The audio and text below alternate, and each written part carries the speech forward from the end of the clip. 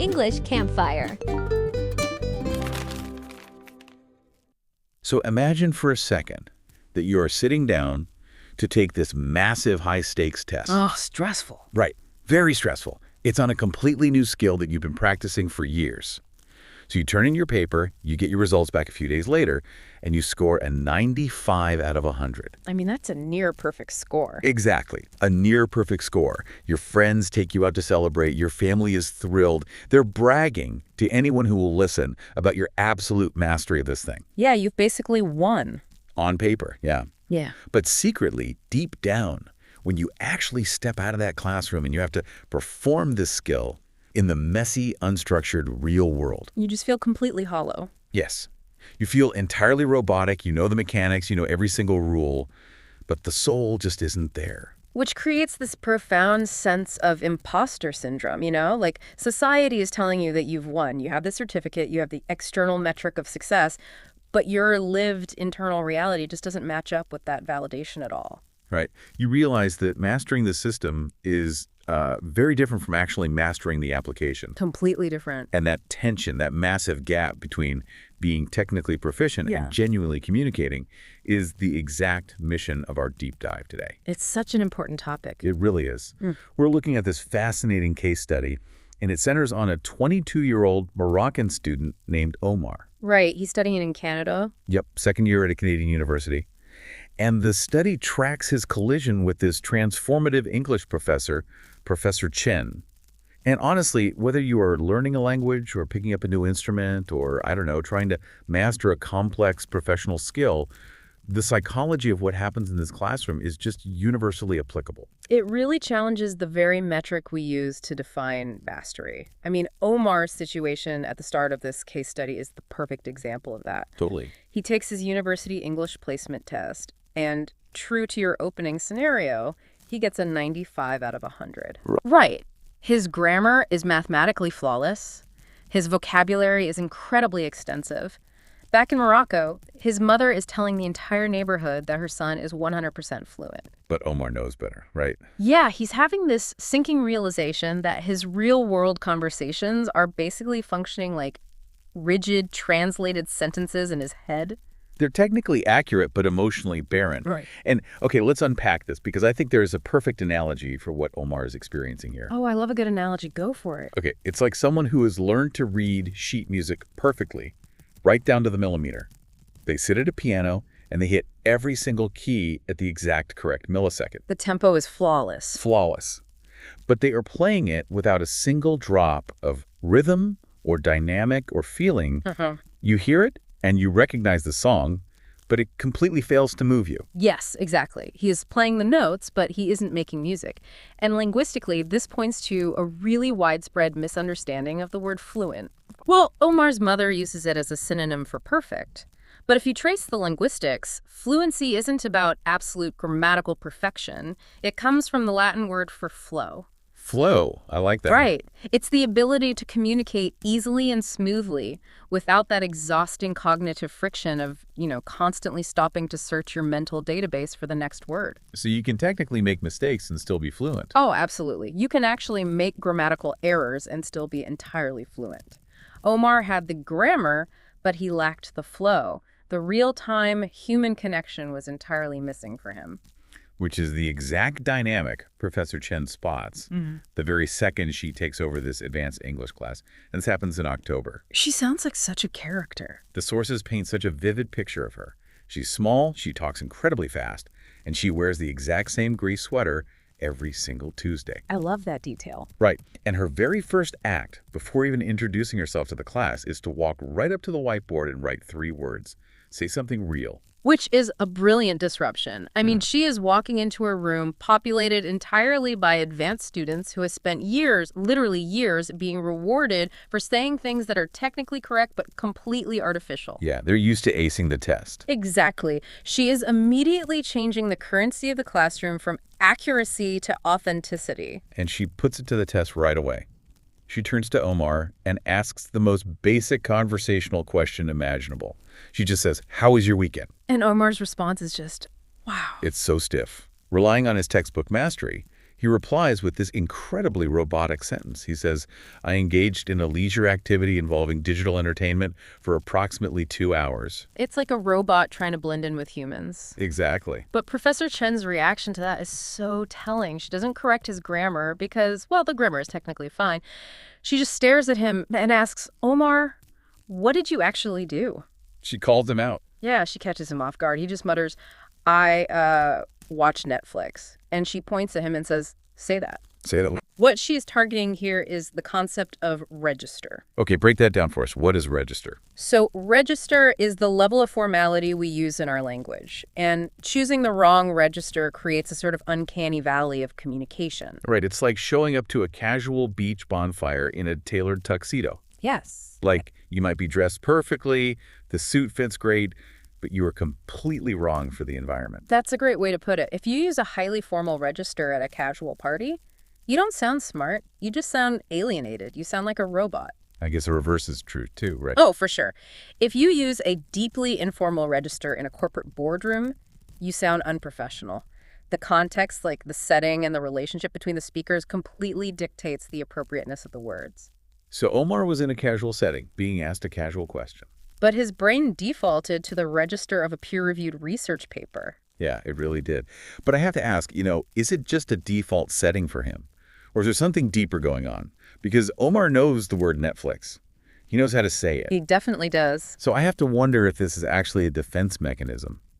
Like when you are operating in a second language, or even just as a beginner in a new professional field, you feel stripped of your natural intelligence. You feel like a child again. You do. You feel highly vulnerable. So I can completely see him building this fortress out of complex vocabulary to say, look at these big words I know.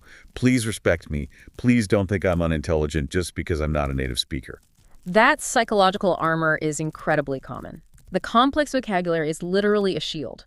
It protects you from the vulnerability of showing your true personality in a medium that you just don't fully control yet. It's safer. It feels safer, yeah. Yeah. But Professor Chen recognizes that if he stays behind that shield, he will never actually connect with anyone, ever. So to break him out of that fortress, she radically changes the type of input he is allowed to consume. She forces him out of his comfort zone. She does. And it brings us to the most unusual homework assignment I think I've ever seen in a syllabus. Oh, it's brutal but brilliant. Week 1, she tells the class to go home and watch 30 minutes of an American TV show. But she imposes a strict ban on subtitles. No subtitles at all. None. And the task isn't to summarize the plot or, analyze the themes. The task is to write down 3 specific things that they did not understand. Which completely subverts how adults typically learn. Usually, learners rely heavily on transcripts, right? Like the written records of the spoken words. Exactly. They use them to tether the auditory input to something visual and safe.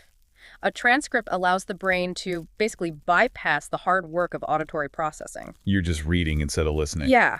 By banning them, Chen is removing the safety net. Because real life doesn't come with closed captions. You can't read a transcript when you are negotiating with a vendor or just trying to make a friend at a coffee shop. Here's where it gets really interesting. Taking those subtitles away is basically like taking the training wheels off a bike. Oh, 100%. You feel like you know how to ride because you've been pedaling smoothly this whole time. But the second the wheels come off, you immediately hit all these hidden potholes. And you crash. Yeah. So Omar chooses a comedy for his homework, and he understands about 60% of it. But that remaining 40% completely derails him because he hits the ultimate potholes of language, which are idioms. Idioms are a nightmare for learners. They create an immense amount of cognitive friction. Remind everyone exactly what an idiom is. So an idiom is a phrase where the literal meaning of the individual words has absolutely nothing to do with the actual intended meaning. Like bite the bullet. Right, or break a leg, or feeling under the weather. If you translate those literally, they sound like bizarre, violent, or meteorological events. Your brain attempts to translate it literally, fails to find the logic, and just scrambles to find context. Exactly. And they almost never translate directly across cultures because they are essentially historical inside jokes. They are the ultimate test of cultural fluency. And the source says that in just half an hour of watching a sitcom, Omar finds 11 different idioms he has never heard before. 11 in 30 minutes. Yeah. It really exposes how heavily saturated casual human conversation is with non-literal meaning. It's everywhere. But, finding 11 gaps in your knowledge while sitting alone in your room is one thing.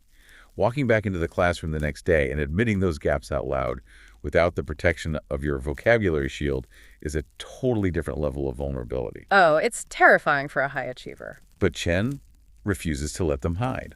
She doesn't run her classroom like a standard lecture where she just talks and the students take passive notes. The sources describe it more like a late-night talk show. She's walking around grilling them. Yes.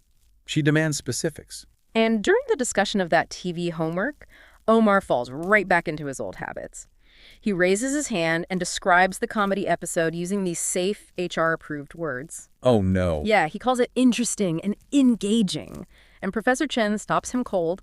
She refuses to accept the answer. She basically accuses him of merely paraphrasing his own feelings. Which is wild because usually paraphrasing is taught as a valuable tool, right? Like, in other words, or let me simplify that. Generally, yes, but Chen spots that he isn't simplifying, to be clear. He's evading. He's hiding. Exactly. He is using paraphrase to avoid the hard work of identifying his actual emotions. Words like interesting are placeholders. They require zero vulnerability. It's just a blank slate of a word. He is choosing bland vocabulary instead of searching for the exact true words for what he actually experienced in his living room. And the confrontation that follows is really the turning point of the entire case study. Chen pushes him, the room gets incredibly tense, and instead of just retrieving another textbook placeholder, Omar actually stops and thinks. He has to dig deep. He does. He searches for the reality of the experience, and he finally says, I laughed. And then I didn't know why I laughed. And that bothered me. Wow. The shift in his cognitive processing right there is profound. It's huge. Up until that exact moment, language has functioned purely as a shield for Omar. It was just a tool to protect himself from looking foolish. But when he admits that, he laughed without understanding why, and admits his frustration with it. Language ceases to be a shield. Exactly. It becomes a mirror. He is reflecting his actual, messy, confused human reality. And the source text specifically notes that this is the very first time all semester that Professor Chen smiles. She finally got through to him. She looks at him and says, now you're speaking English. Because he isn't trying to sound smart anymore. He is finally trying to be understood. But of course, the moment you drop that shield, the moment you start showing your true self in a medium you don't fully command, it triggers a deeply raw human insecurity. The fear of judgment. Right. Which leads to this quiet, candid conversation after class. Omar stays behind, clearly wrestling with this new vulnerability, and confesses to Professor Chen that he is deeply worried about the way he sounds. It's a very real fear. He asks her flat out, will I always have an accent? And Chen doesn't offer him a sugar-coated motivational platitude here. She is entirely candid. She just says, probably. Ouch. Well, she explains the biological reality that most people who learn a new language as adults will retain some phonetic trace of their native tongue. But is that fair to Omar? Because, let's be real, society judges accents relentlessly. Oh, absolutely. People make snap decisions about your intelligence, your background, and your capability based entirely on how you pronounce a single vowel. It's a massive bias. So I completely understand why Omar would want to erase his accent entirely to avoid that bias. His fear isn't just in his head, It's a reaction to the real world. The fear is entirely justified. But Chen makes a vital philosophical distinction here. We have to separate the physical reality of an accent from the psychological act of hesitating. Okay, explain the difference. An accent is simply a physical habit of the mouth, right? It's a distinctive way of shaping sounds based on your background. Everyone has one. Professor Chen herself speaks English with a Chinese accent. Right. But an accent itself does not signal weakness. What makes a speaker sound unconfident or less capable is hesitation. The pausing, the second guessing. Exactly. Hesitation is a cognitive block. It's the fear of making a mistake happening in real time. When you hesitate, you are signaling to the listener's mirror neurons that you are uncomfortable. And because humans are highly empathetic creatures, your discomfort makes the listener uncomfortable. Spot on. The listener isn't actually judging the accent. They are reacting to the speaker's own lack of trust in their voice. So Chen tells him that the goal of language is clarity, not the erasure of his identity. Yes. And she offers him a framework that changes everything. She says, accuracy I can give you. Confidence you build yourself. That's powerful. She advises him not to speak faster to try and mask his accent, which, only leads to more stumbling. Right, you just trip over your words more. Exactly. Instead, she tells him to speak deliberately, to own his pauses. A pause taken out of thoughtfulness commands respect and draws the listener in. A pause taken out of fear invites doubt. Accuracy I can give you, confidence you build yourself. That is profound.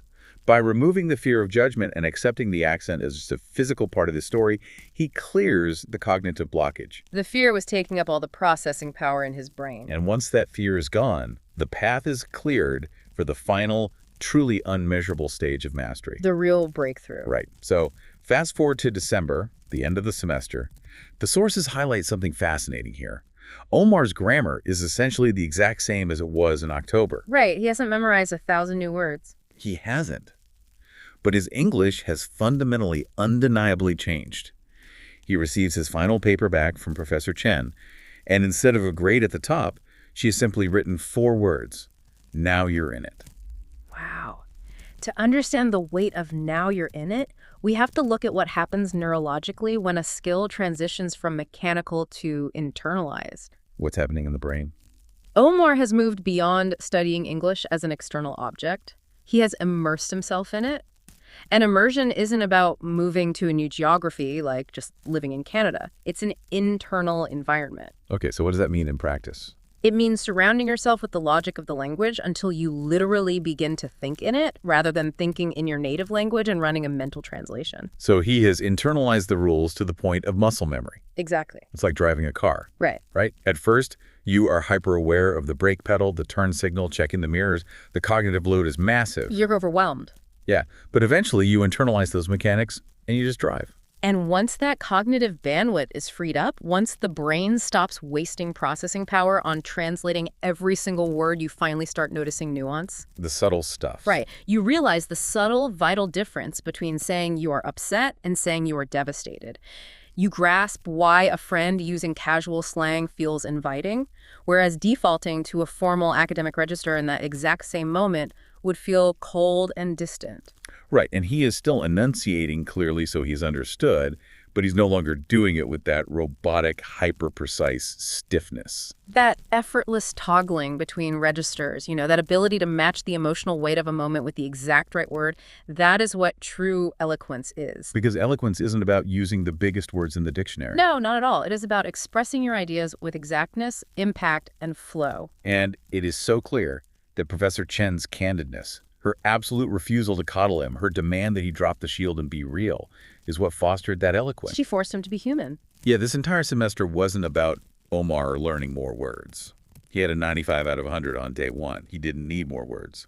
It was about him learning to wield the language not as armor to hide his insecurities, but as a tool for connecting. He stopped treating the language as a subject to be passed, and he started treating it as a medium to live in. So bringing this back to you, the listener, whether you are learning a new programming language or trying to become a better public speaker, picking up a new sport, or, stepping into a new leadership role at work. Any complex skill, really. Exactly. True mastery of any subject is never going to be found in a textbook.